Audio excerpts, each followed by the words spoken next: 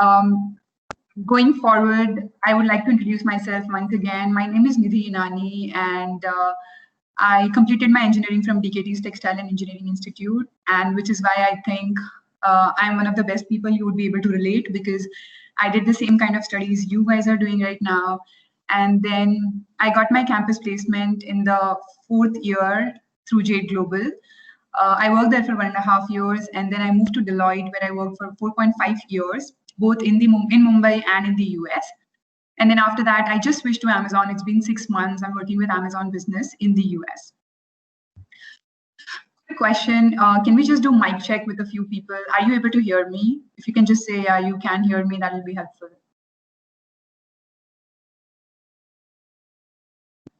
Yes, we can hear you. Yes. Awesome. Thank you so much. Perfect. I'm going to go ahead and share my screen, and then we can go ahead with the session for today.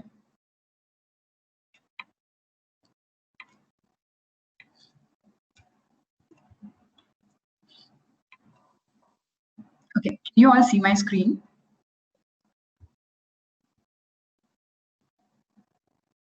Yes, Nidhi. Awesome. So today we will be walking through GMCS and career decisions. I know you're all from second year IT and computer science. And I know you're all thinking about your future either now or you'll be thinking about it in the future, because the end goal of an engineering college is to get placed in a reputed company or in a company that can satisfy you with technology and financially as well. So just moving forward with it, we would see how general management and communication skills and some career decisions are important in your life. So I quickly wanted to walk you through some of the basic principles that I followed in my life. And I've seen some friends in my life who followed these particular steps to actually be successful. And I'll quickly walk through each of these. So the first thing that I think is really important is to create short-term and long-term goals. Now, again, I'm going to repeat, you are all in second year and you might think it's too early to create any kinds of goals, because third year is when actually engineering college, the companies arrive, and why should we start thinking about all of that right now? But that's not true. For any person to be successful, you will first have to create some short-term goals as to, from a month from now, what I want to achieve in my life, or 1 year from now, where do I see myself? I know huge companies come in interviews and ask you 5 years down the line, where do you see yourself? And when I was in college, I found those questions really funny, because I thought, I don't even think that's practical, because I just want to know what is important for me today. But that's not true. It is really important that we set up some goals for ourselves.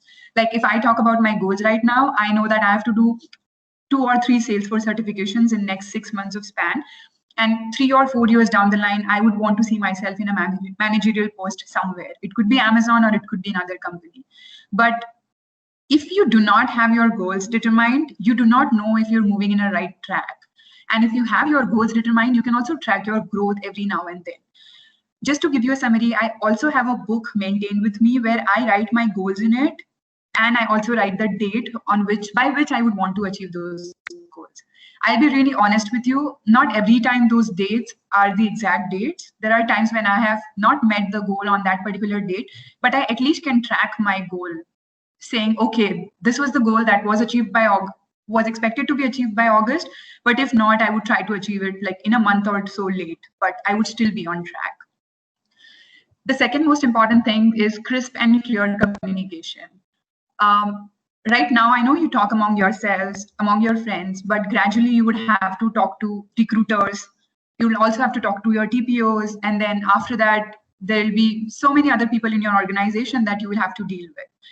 One of the important things that I've learned throughout my career span is that communication is really, really important. I know we all speak different languages, but English is most recognized. If you go in a firm, you will find friends who would also speak in Marathi or Hindi, but major communication language would be English.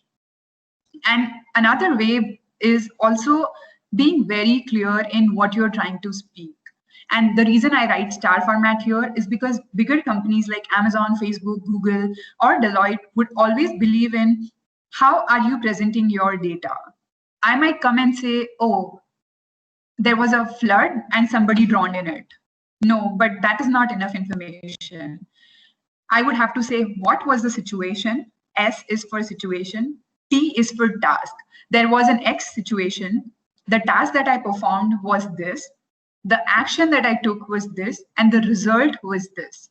So basically, what I'm trying to say is there was a situation, I was assigned a task, I performed an action, and the result of this was XYZ.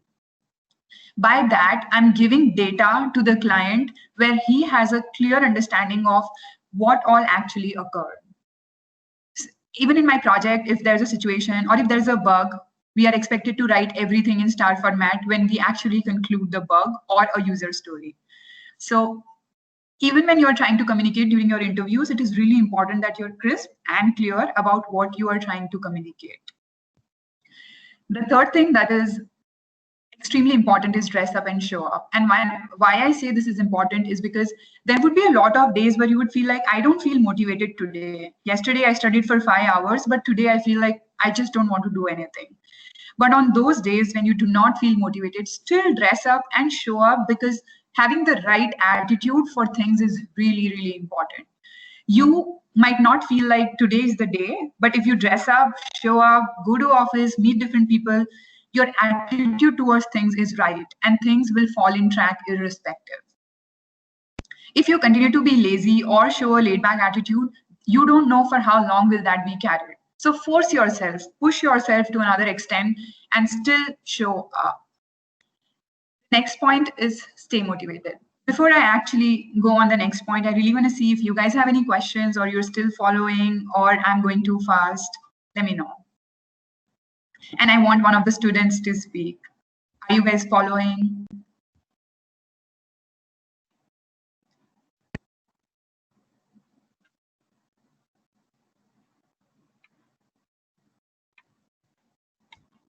Why is the forum so quiet?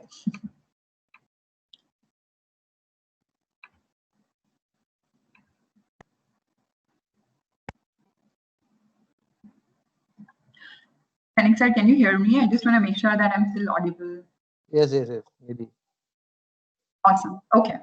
I'm going to ask a bunch of questions in the end, and everyone has to speak. So do not get into your comfort zone and be on mute.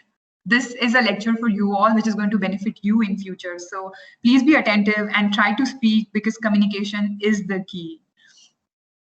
Okay, I'm going to move forward now and see in the end if you have any questions. The next point is self-representation is important. Again, the way you present yourself, the way you show people how interested you are to understand new things is really important. Because again, if you have a laid back attitude, people will see, okay, you're not interested in understanding new things. But if you present yourself in such a way that, oh, I know databases, but I would be more than happy to know Salesforce as well. I know Salesforce, but now I want to learn Hadoop. So in every firm that you would try to get hired, you would not know all the 100 things that the company is doing. But even if you know 80 things out of those, and you show the right attitude of being able to learn the remaining 20 things, they will be more than happy to hire you. Which is why I'm saying the right attitude and representation of yourself is really, really important. The next most important thing is time management. Even as a student, I'm sure you're spending 8 to 9 hours in college. Right now, you must be spending it on your online classes. And after that, you also have to study. I know most of the engineering students study during their PLs, but what is it apart from your PLs and your normal college hours that you are doing is really important. And doing that with proper time management is also really important. I remember during my colleges, everyone used to be like, oh, we finish our college, we do our assignments, and by that time the day is almost over. So we do not have anything else. We do not have time to do anything else. But that's really not true. If you manage your time properly, you can still pursue your hobbies. You can still do a lot of other activities that you're willing to do and create hobbies for yourself.